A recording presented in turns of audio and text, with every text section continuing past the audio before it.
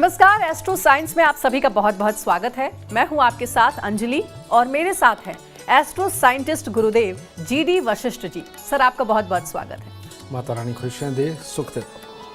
अगर आपके घर में पारिवारिक शांति नहीं है, घर में लोगों के आपस में रिश्ते अच्छे नहीं हैं, पारिवारिक सदस्यों में हमेशा मतभेद होता है, लोग एक दूसरे से उखड़े उखड़े रहते हो, हर बात में विवाद होता हो और आप अपने घर में सुख शांति चाहते हैं, तो बने रहें हमारे साथ, क्योंकि आपके घरेलू कलेश का कारण और निवारण लेकर हमारे साथ हैं आपके अपने एस्ट्रो साइंटिस्ट गुरुदेव जीडी वशिष्ठ जी। गुरुदेव से जानेंगे घरेलू अशांति क्यों होती है और किस खास उपाय से घर में सुख शांति का वास होगा। आज का एपिसोड बहुत ही खास है क्योंकि आपके पारिवारिक कलेश को गुरुदेव जड़ से उखाड़ देंगे। तो गुरुदेव, आज के अपने शो की शुरुआत करते हैं। सबसे पहले क्योंकि हमने पारिवारिक कलेश की बात की, अगर पति पत्नी के बीच की बात करें तो अक्सर कई घरों में ये देखने को मिलता है कि पति पत्नी के बीच में कलह होती है। हम कई बार ऐसा सुनते भी हैं। कुछ पति पत्नी ऐसे भी होते हैं कि झगड़ा और कलह इतनी ज़्यादा बढ़ जाती है कि नौबत हाथापाई मारपीट तक आ जाती है। तो क्या पति पत्नी के बीच झगड़ा होने के पीछे किसी तरीके का गृह दोष भी होता है? क्या होता है ये गृह दोष और इसका निवारण क्या है? जन्म कुंडली का 7वां और 12वां घर ये डायरेक्ट पति पत्नी के साथ संबंधित होता है। 12वां घर मियाँ बीवी के मिलन का होता है और 7वां मन से बंधन बांधने का होता है, जिसे हम शादी बोलते हैं जी। ठीक है। जब इन घरों के अंदर कोई भी खराब ग्रह बैठने लगते हैं और वो जो बैठे हुए ग्रह है इस घरों के अंदर, वो जब अशुभ होते हैं तो मियाँ बीवी में कला होती है, लेकिन अलग नहीं होते। लड़ाई झगड़ा मार पिटाई ये सब कुछ होता है और बहुत बहुत दिन तक अपने ही घर में रहते हुए अलग अलग रहते हैं। तो ये जन्म कुंडली के 7वें और 12वें घर के कारण होता है। इसके अंदर अगर 7वें 12वें और तीसरे घर के अंदर खास तौर पे कोई अशुभ ग्रह बैठा हुआ हो तो मियाँ बीवी का लड़ाई झगड़े के बाद में तलाक भी होता है। ये चीज़ इसीलिए हमारे संस्कारों के अंदर जो हमें हमारे दादी नानी परनानी के पास से जो एक संस्कार मिले कि गृहिणियों को सुबह सुबह नहा धो करके मंदिर ज़रूर जाना चाहिए। अब वो मंदिर जाएंगी तो खाली हाथ तो जाएंगी नहीं, और कुछ ना कुछ फूल फल मिठाई, ना घर पे ही बनाई हुई कोई मिठाई, ये लेकर के जब वो मंदिर जाती हैं तो 12वें घर की अशुभता को ये खत्म करने में सबसे उपयोगी एनर्जी बनाती है। ठीक है। सारा खेल एनर्जीज का है जी, ऑरा का है। तो हमें वो बदलना होता है। अगर हमारा खराब हो तो वो मंदिर जाने से 7वां घर और 12वां घर ये शुद्ध होता है। तो मीठा जो होता है किसी भी प्रकार का, चाहे वो मिश्री हो, पतासे हो, बर्फी हो, लड्डू हो, कुछ भी हो, उसके अंदर मंगल होता है और शादीशुदा जिंदगी के लिए मंगल को खास तौर पे देखा जाता है। और मंगल खराब हो तो घर में क्लेश के चांसेस बहुत ज़्यादा होते हैं। तो इसीलिए मंदिरों के अंदर जितनी चीज़ें चढ़ाई जाती है, आप देखिए कड़वी नहीं होती, सारी की सारी मीठी होती हैं। तो वो जब हम मीठी बना के चढ़ाते हैं तो उससे शादीशुदा ज़िंदगी के क्लेश खत्म। दूसरा मियाँ बीवी के बीच में लड़ाई का कारण जो सबसे बड़ा है, और वो क्या है, एक की बात दूसरे को समझना है। एक की बात दूसरे को बुरी लगे, समझाने लगो तो इरिटेशन पैदा हो जाए और लड़ाई का रूप ले ले। ये किस लिए होता है? ये होता है अपने अंदर ऑक्सीजन की कमी के कारण। ऑक्सीजन की कमी के कारण याददाश्त की कमी, और याददाश्त की कमी के कारण सामने अपने जीवन साथी की रोज़मर्रा की बातों को भूल जाना कि इसको क्या अच्छा लगता है, क्या बुरा लगता है, ये भूल करके हर वक्त वही बात करना जो तुम्हारी नेचर में है और जो कि सामने वाले को बुरी लगती है। तो ये दूसरा कारण होता है शादीशुदा ज़िंदगी के अंदर लड़ाई का। तो इसीलिए औरतों को ख़ास तौर पे एक हिदायत दी गई कि शादीशुदा ज़िंदगी में अगर दिक्कत है तो बृहस्पतिवार को कच्चा पीला सूत पीपल को लपेट करके वहाँ पर जल चढ़ाएं। कारण आप सबको पता है कि इस धरती पर ऑक्सीजन का अगर कोई 24 आवर का कोई स्रोत है तो वो पीपल का पेड़ है। तो ये ऑक्सीजन की कमी पीपल को कच्चा पीला सूत लपेटते लपेटते में 7 बार जब लपेटते हैं, औरत के अंदर जाती है, उसकी याददाश्त बढ़ती है, उसकी सहन शक्ति बढ़ती है। और अपने ही घर वालों की ज़रूरतों को, बातों को समझने में उसको मदद मिलती है। ये साइंस है, ठीक है। और इतनी सी ये साइंस फॉलो करने से घर के अंदर कलेश होने बंद हो जाते हैं। जी, बहुत अच्छा और सरल उपाय गुरुदेव ने बताया है। एक और समस्या अमूमन कई घरों में देखने को मिलती है गुरुदेव कि पिता और बच्चे के बीच का संबंध अच्छा नहीं है, ठीक नहीं चल रहा है। कई बार तो बातचीत तक नहीं होती है पिता और बच्चे की। तो इसके लिए कौन सा गृह दोष जिम्मेवार है, इसका निवारण कैसे हो? जन्म कुंडली के अंदर पिता की कुंडली में पुत्र का जो स्थान होता है वो जन्म कुंडली का 5वां घर होता है, और पुत्र की कुंडली के अंदर जो पिता का स्थान होता है वो जन्म कुंडली का 5वां घर होता है, ठीक है। अगर पिता की कुंडली के अंदर जन्म कुंडली के 5वें घर के अंदर पापी ग्रह शनि, राहु, केतु को बोलते हैं, शुक्र को भी बोलते हैं, लेकिन यहाँ शनि, राहु, केतु आ रहे हैं। ये कोई भी ग्रह एक भी अगर इनमें से विराजमान है यहाँ पर, तो पिता की ही अपने पुत्र के साथ नहीं बनेगी। पिता हर वक्त अपने बच्चे को समझाने की फिराक में रहेगा, जिससे कि बच्चा दुखी होगा।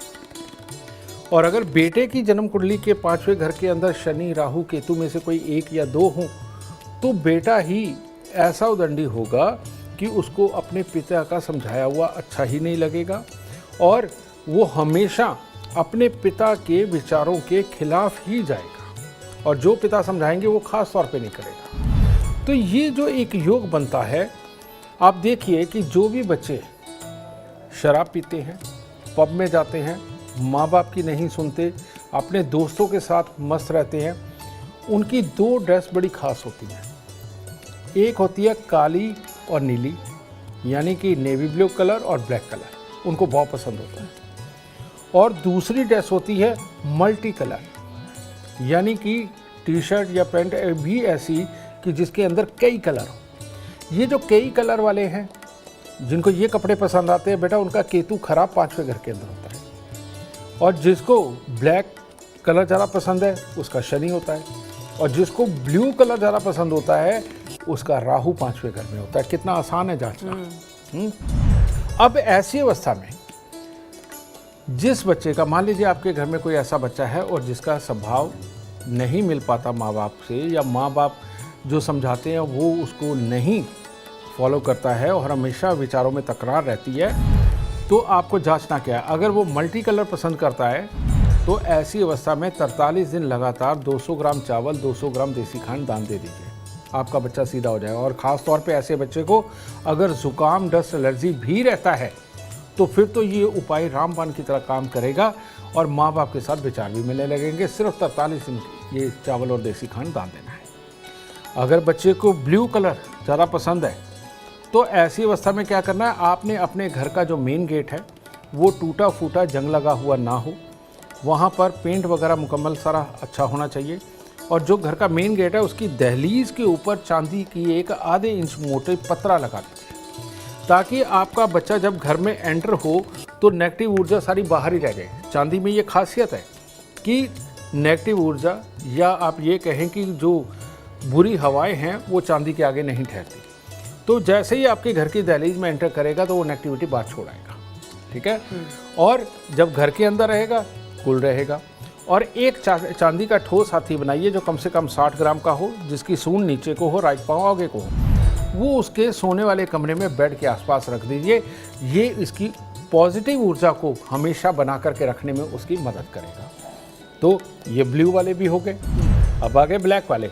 अगर आपके बच्चे को ब्लैक कलर बहुत ज़्यादा पसंद है और चिड़चिड़ा रहता है, उसकी आंखों में दिक्कत रहती है, इरिटेट रहता है, जल्दी बाल सफ़ेद भी हो रहे हैं, अगर इस तरह के सिम्टम्स बच्चे के अंदर है और आपका कहना नहीं मानता और आपस में नहीं बनती है, कुछ नहीं, माँ करे या बाप करे, 43 दिन लगातार 8 साबुत बादाम लेकर के मंदिर चढ़ाएं, प्रणाम करें, आते हुए 4 वापस उठा करके ले आने, ठीक है, और लाके लोहे के डिब्बे में बंद करके उनको किसी अंधेरी जगह पे रखें जहां सूरज की रोशनी ना पड़ती हो। 43 दिन ऐसा करने के बाद डिब्बे को बंद करके वहीं पड़ा रहने दें, और 1 साल तक इन बादामों को अपने घर पे रखें। 1 साल बाद उठा करके बादामों को जल प्रवाह कर दें, डिब्बा कहीं बाहर फेंक दें। आप ये करके देखिए, पक्की बात है, ये लाल किताब अमृत के उपाय, वैश्विक ज्योतिष के उपाय आपकी पूरी ज़िंदगी के दुख तकलीफ ख़त्म करने में पूरी तरह सक्षम है।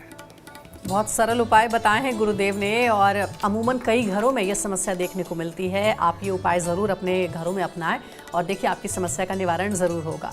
आप देखते रहिए एस्ट्रो साइंस। हमारे एस्ट्रो साइंटिस्ट गुरुदेव GD वशिष्ठ जी आपको सरल उपाय आगे भी बताने वाले हैं जो आपके घर में हर तरह के कलह को जड़ से खत्म कर देगा। गुरुदेव ऐसा कहते हैं कि बच्चे की सबसे पहली गुरु या फिर दोस्त कह लें वो उसकी माँ होती है। माँ और बच्चे का प्यार किसी गवाही का मोहताज नहीं है। लेकिन अगर बच्चे अपनी माँ की ना सुनते हो या हमेशा अपनी माँ से कटे कटे रहते हो, इसके पीछे का क्या कारण है और ऐसी माँओं को क्या उपाय करना चाहिए?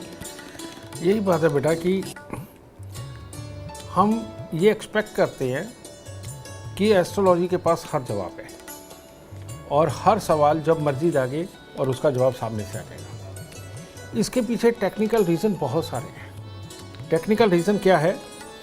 अगर माँ की जन्म कुंडली के अंदर चौथे घर के अंदर कोई बहुत ही खराब ग्रह बैठे हैं तो उसके घर में तो क्लेश रहना ही रहना है। और अगर बच्चे की जन्म कुंडली के अंदर चंद्रमा बहुत खराब अवस्था के अंदर है तो ऐसी अवस्था में भी माँ के दुखों का कोई ना कोई हिस्सा पैदा होता ही रहेगा। और बच्चे के लगन में या चौथे घर के अंदर कोई खराब ग्रह बैठे हैं तो माँ के साथ उसका कोई ना कोई टकराव वैमनस्य चलता ही रहेगा। अब ये दो चीज़ें हो गई। इसका मैं इलाज तो आपको दे रहा हूँ यहीं पे। खास तौर पे माँ के साथ में सारी ज़िंदगी बच्चे की बॉन्डिंग बहुत शानदार रहे और माँ और बच्चा दिल से एक रहे, चाहे वो लड़का हो चाहे वो लड़की हो। इसका उपाय तो आज मैं आपको देने वाला हूँ। लेकिन आपको ये मैं कहना चाहता हूँ कि सारी दुनिया को उनका भविष्य बता करके सही यकीन दिलाने का काम हमने किया है और इसके लिए मैंने अपना नफ़ा नुकसान बिल्कुल नहीं सोचा और मेरे को सिर्फ आप लोगों के दुख से मतलब था। इस वजह से आप सबके लिए मैंने क्या किया है, आप अभी के अभी एंड्रॉयड फ़ोन के अंदर प्ले स्टोर में जा कर के एस्ट्रो साइंस ऐप डाउनलोड करें और माँ की भी डेट ऑफ बर्थ टाइम डाल के और बच्चे की भी date of birth time birth place डाल के एक तो बच्चे की लक मीटर के अंदर राशि चेक कर ले और एक उसके अंदर सेक्शन है कुंडली के बहुत बुरे योग, उसके अंदर चेक करिए। आपको सारी चीज़ का विवरण मिल जाएगा कि इन लोगों की माँ की मानसिकता क्या है, बेटे की क्या है, माँ कहाँ गलत हो सकती है या बच्चा कहाँ से गलत हो सकता है और उसका उपाय क्या है। वो अगर आप सटीक उपाय करते हैं जो कि मैंने आप सबके लिए बिल्कुल फ्री में कर दिया है, 1 रुपया भी नहीं लेते हम उसका, ठीक है। और ये सब आप लोगों का दुख मिटाने के लिए, घर घर से दुखों को मिटाने के लिए ये मैंने किया है काम जी। तो इसके अंदर जा कर के देखिए और देख के बहुत बुरे योगों का इलाज करिए, सुखी हो जाएंगे। और वैसे इसका जो जनरल इलाज है कि माँ बच्चा एक हो जाए और आपस में तकरार ख़त्म हो। पहले लोग सुबह नहा धो करके जल लेते थे, जल में थोड़ा सा दूध डालते थे, 4 दाने चीनी के डालते थे और जाकर के बड़ के पेड़ पे चढ़ाते थे और गीली मिट्टी का तिलक लगा के आया करते थे। सबसे उत्तम इलाज ये है। इसके अलावा अगर बड़ का पेड़ आपके घर पे नहीं, जैसे कि पहाड़ों पे नहीं मिलता, तो ऐसी अवस्था में आपने क्या करना है कि दूध में हलवा बनाना है, यानी कि सूजी भूननी है, घी के अंदर चीनी वैसे डालनी है। जब पानी डालने का वक्त आता है तब आपने उसके अंदर दूध डालना है और उसको पका लो। और हर मंगलवार को ये दूध के अंदर बना हुआ हलवा मंदिर चढ़ा करके गरीबों में बांटो।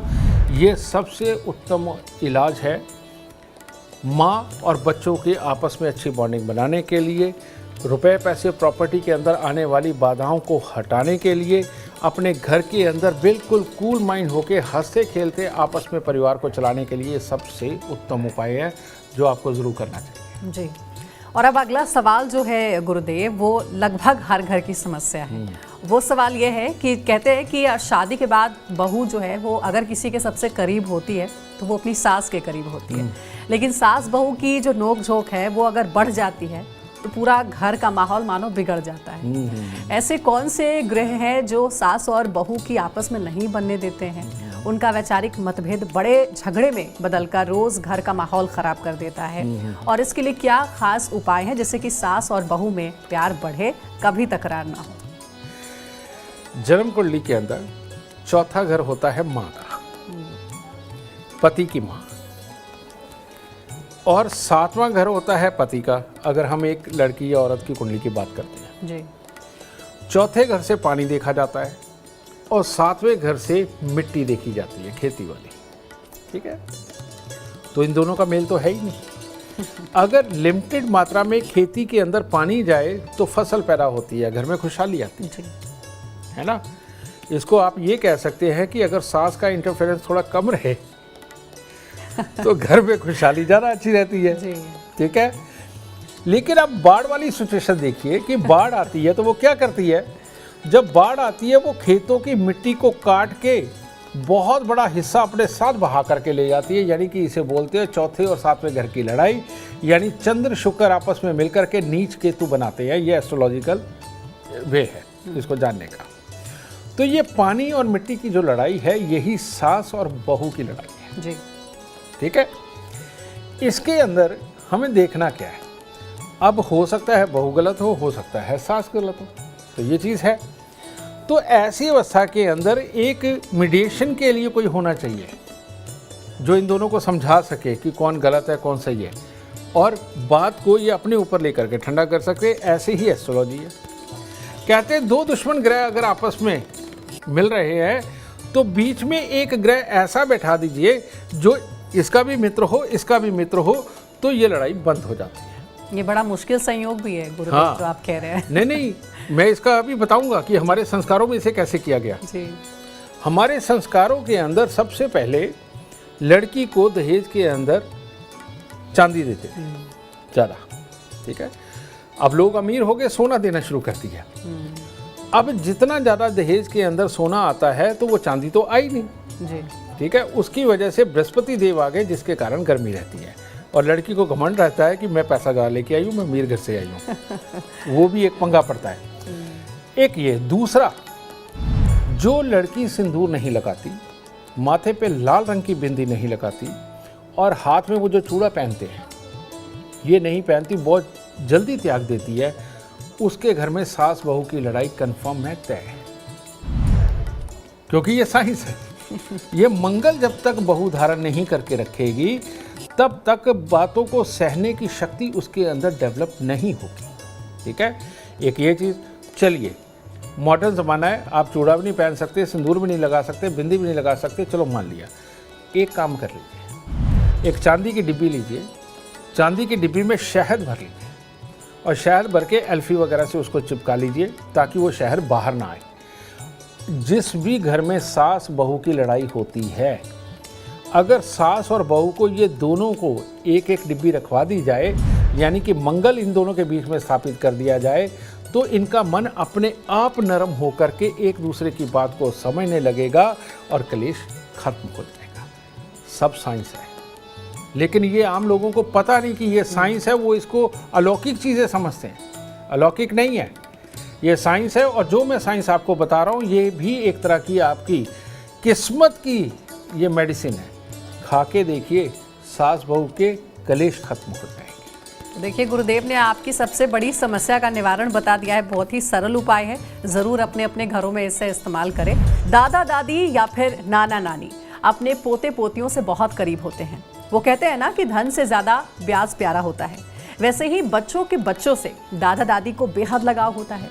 लेकिन बच्चे अगर अपने दादा दादी की इज्जत नहीं करते या उनके साथ रहना पसंद नहीं करते तो इसके पीछे कारण और निवारण क्या है, गुरुदेव से हम जानेंगे। दादा दादी यानी बीच में दो पीढ़ी तक का फर्क है, माता पिता और उसके बाद दादा दादी। ये किन बच्चों की अपने दादा दादी के साथ नहीं बनती, मैं वो बताने जा रहा हूँ। ये साइंस है। ये भी जिन बच्चों की इम्यूनिटी कमज़ोर होती है, बहुत जल्दी उनको ज़ुकाम, डस्ट एलर्जी, खांसी ये लग जाती है ना। इन लोगों का बृहस्पति खराब होता है। या जिनके घरों के अंदर सांस, टीबी या पैरालाइज का बीस है, कहने का मतलब खानदान के अंदर किसी को रहा है, इन लोगों के भी दादा दादी के साथ बनने में दिक्कत आती है। इसके पीछे का रीज़न होता है बृहस्पति और राहु। ठीक है। राहु है धुआं, बृहस्पति है प्योर ऑक्सीजन। जब हमारे शरीर के अंदर पूरी तरह से ऑक्सीजन ना जाने की एक प्रक्रिया बन जाती है, जो कि इंटरनल कमी की वजह से होता है, उसकी वजह से हमारी इम्यूनिटी डाउन होती है। ठीक है। और बच्चे की याददाश्त कमज़ोर होती है और बच्चा जो कोई उनको लंबा समझाना, लेक्चर्स देने वाली पोजीशन में आए, बच्चे के अंदर ईगो आ जाती है कि मैं इसकी बात क्यों सुनूं। समझे? ये इन बच्चों के अंदर ये प्रॉब्लम आती है और इन लोगों को अपना दादा दादी का कास्ट सबसे बुरा होता है। ऐसे बच्चे जो प्रत्यक्ष माहौल सामने होता है सिर्फ उसी में जीना चाहते हैं, और यही वो लोग हैं जो पुराने संस्कारों को दकियानूसी, ढकोसला ये सब कुछ बोलते हैं, क्योंकि उनको आज की ज़िंदगी नज़र आ रही है, पीछे क्यों कैसे करके ये सारे संस्कार बनाए गए उनको इससे मतलब नहीं होता। तो इसीलिए ये बच्चे पूजा पाठ को भी कम मानते हैं या दिखावे के लिए कर लेंगे, लेकिन अंदर दिल से ये दादा दादी की बात नहीं मानेंगे। तो ये एक दिक्कत होती है। इसके बाद अब ये तो कमी है, सही मायने में बच्चे में कमी है, और उसका जुकाम, डस्ट एलर्जी बार बार होना ये आपको बता ही रहा है कि इसकी इंटरनल मशीनरी में दिक्कत है। तो इसका इलाज क्या है? इस चीज़ को अगर आप ठीक करना चाहते हैं तो कच्ची हल्दी मिलती है। कच्ची हल्दी 20 ग्राम लेकर के उसको आप पीसिए, पीस करके उसका आप रस निकाल लें कपड़े के साथ में कटोरी के अंदर, और जितना रस निकले उसके अंदर थोड़ा सा शहद मिक्स करके सोमवार और बृहस्पतिवार को अगर वो कच्ची हल्दी का रस बच्चे को पिलाया जाता है शहद के साथ मिक्स करके, तो उसके अंदर की ये जो मशीनरी बृहस्पति यानी कि ऑक्सीजन लेकर के अपने शरीर को बिल्कुल स्वस्थ बनाना और यादाश्त को तंदुरुस्त करना और धैर्य देना, ये जो कमी आ रही है ये कच्ची हल्दी उसको ख़त्म करेगी। और हर रोज़ केसर का तिलक बच्चे के नाभि ज़ुबान माथे पर लगाना इन समस्याओं को दूर करके दादा दादी के साथ बच्चों का सौहार्द बढ़ा करके दादा दादी से पिछली लाइफ का एक्सपीरियंस लेकर के ये बच्चे शायद दूसरे बच्चों से बहुत ज़्यादा अच्छे वाली ग्रोथ के ऊपर चले जाएंगे, इतने से उपाय के साथ। यानी कि समस्या का निवारण तो गुरुदेव बता ही रहे हैं, इम्यूनिटी को कैसे आप स्ट्रॉन्ग कर सकते हैं। अगर किसी की इम्यूनिटी वीक है तो उसका उपाय भी उन्होंने बता दिया। गुरुदेव, घर में रहने वाले करीबी रिश्तों की तो हमने बात की, कई समस्याओं का निवारण भी आपने बताया, लेकिन गुरुदेव अब ये बताएं कि कुछ ऐसे रिश्तेदार भी होते हैं जिनसे हमारी बिल्कुल भी नहीं बनती, या अगर वो घर आ जाएं तो हमारा मन खराब हो जाता है, हम मन से उनका स्वागत भी नहीं कर पाते हैं। अगर ऐसा हो तो इसके पीछे कौन सा ग्रह दोष जिम्मेवार है, और रिश्तेदारों से प्यार और सम्मान मिले इसके लिए क्या उपाय करना चाहिए? बेटा अब तुमने तो रिश्तेदार बोल दिया, लेकिन रिश्तेदार इतने सारे होते हैं जो 9 ग्रहों में बटे होते हैं और 12 घरों में बटे हुए होते हैं। जैसे पहला घर नाना का होता है, दूसरा घर ससुर का होता है, तीसरा घर छोटे भाई बहन का होता है, चौथा घर माँ और मामा परिवार का होता है, पांचवा घर पिता और पिता के सगों का होता है, छठा घर फिर अगेन मामा का होता है या बहन का होता है। तो इस तरह से अलग अलग। मैं इसके अंदर आपको जो बहुत ही ज़्यादा किस्मत कनेक्शन रखता है मैं उस घर के बारे में बताता हूँ। अगर जन्म कुंडली के चौथे घर के अंदर ग्रह खराब बैठा हुआ है तो मामा के साथ तकरार होती है लेकिन मिलना रहता है। मामा के साथ तकरार होती है लेकिन उसके साथ मिलनसारी रहती है, और समय समय पे बुरे वक्त में थोड़ा बहुत काम भी आते हैं। ठीक है, तो ये चौथे घर की अशुभता को दूर करने के लिए हमें करना क्या है कि जब भी कभी चलते पानी के किनारे जाए तो थोड़ी सी चने की दाल बहा दीजिए बहते पानी के अंदर, इससे ये बुरापन निकलेगा। फिर जो रिश्ता ही खत्म होता है, जिनको देखते ही चिड़न आती है और मामा को भी आए और भांजे को भी आए और दोनों एक दूसरे के ऊपर ब्लेम गेम करते हों और देखते ही सड़ जाते हों, इवन शादी पे भी मिले तो तब भी एक दूसरे की तरफ तलक निगाहों से देखते हों, ऐसे में जन्म कुंडली का छठा घर ये जिम्मेवार होता है। ये मामा का प्योर घर है। ठीक है, ऐसी अवस्था के अंदर बेटा अगर ऐसा इंसान बंदरों को गुड़ गेहूं खिलाता रहे और नीले रंग के फूल ये माँ सरस्वती को समय समय पे अर्पण करता रहे तो उसके अपने मामा परिवार के साथ में ये प्रॉब्लम खत्म हो जाएगी, और फिर मामा को भांजे को देख के और भांजे को मामा को देख करके चिड़न कभी नहीं आएगी। अपने रिश्तों को मजबूत करें, अपने रिश्तों को मजबूत करें। इतने छोटे से उपायों के साथ लड़ने में क्या रखा है बेटा।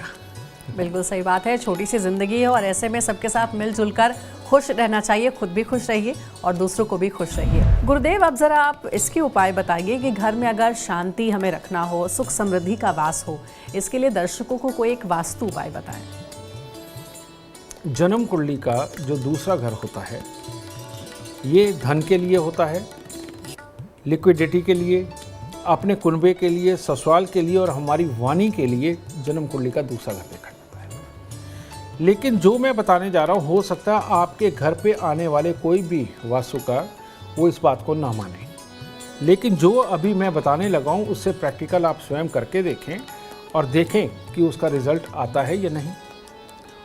जन्म कुंडली का दूसरा घर यानी कि उत्तर पश्चिम, नॉर्थ वेस्ट, इसके अंदर अगर टॉयलेट हो, कबाड़ हो या ऐसी कोई अलमारी रखी हुई है जिसमें कबाड़ भर के रखा हुआ है, वॉशिंग मशीन हो, ठीक है, नहाने धोने का स्थान हो और वहाँ पर जंग लगा हुआ कोई चीज़ें पड़ी हुई हैं, या आपके नौकर ही उस दिशा के अंदर रहते हैं, तो आपके घर में बीमारी भी होगी, क्लेश भी होगा, पैसा आएगा लेकिन जाएगा कहाँ आपको पता भी नहीं चलेगा।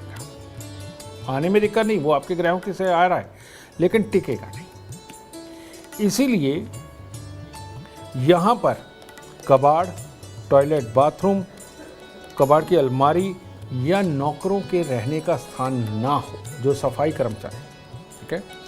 अगर ये आप यहाँ से नॉर्थ वेस्ट से शिफ्ट करते हैं तो आपको बहुत बड़े लाभ होने वाले हैं। दूसरे घर के अंदर राहु खराब होता है, इसका मैंने इलाज बताया। दूसरे घर के अंदर सूर्य भी खराब होता है। दूसरे घर के अंदर सूर्य हो तो कहते जर जोरू ज़मीन का झगड़ा पड़ेगा ही पड़ेगा और पैसे फंसेंगे, प्रॉपर्टी फंसेगी, ये होगा। तो इसका मतलब क्या, आपके घर के नॉर्थ वेस्ट के अंदर किचन है। अगर नॉर्थ वेस्ट के अंदर किचन रही, वहाँ चूल्हा जलता रहा, तो जर जोरू ज़मीन का झगड़ा पड़ेगा, पैसा आएगा, आप प्रॉपर्टी पे लगाएंगे, उसके डॉक्यूमेंट में प्रॉब्लम निकल आए, बीच में आदमी प्रॉब्लम कर दे, कुछ भी कर दे, उसमें दिखते रहेंगी और बीवी बीमार रहेगी, आपस में क्लेश रहेगा और जिसको पैसा दे दोगे वो वापस नहीं मिलेगा।